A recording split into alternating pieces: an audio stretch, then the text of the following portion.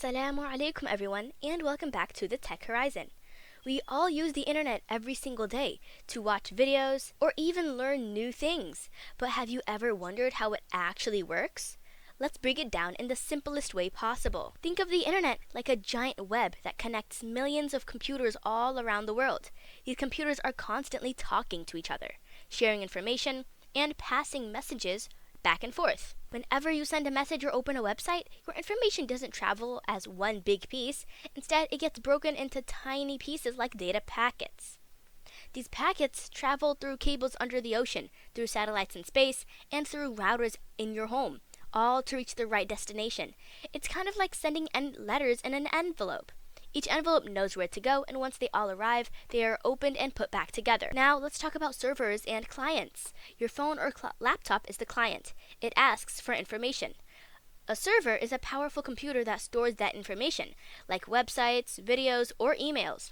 Think of it like a restaurant. You, who are the client, order food, and the restaurant, who are the server, prepares and delivers it. But how do these computers know where to send the information? That's where IP addresses come in. They're like street addresses for computers. The problem is, IP addresses are long numbers and hard to remember. That's why we use domain names like techhorizon.com, which are easy for humans to understand. And in between, there's the DNS, which acts like the phone book of the internet, matching names to addresses. When you type a web address into your browser, your computer sends a request to the server. The server then replies with the website data, which is mostly code. Your browser's job is to take that code and translate it into the page you actually see on your screen. One common mistake is thinking Wi-Fi is the internet. It's not. Wi-Fi is just a way to connect to the internet.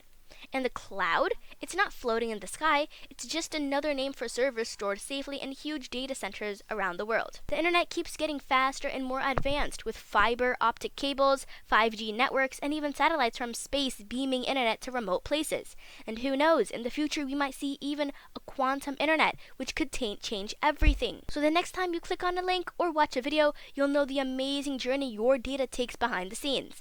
If you enjoyed learning how the internet works, make sure to like this video, subscribe, and share it with a friend.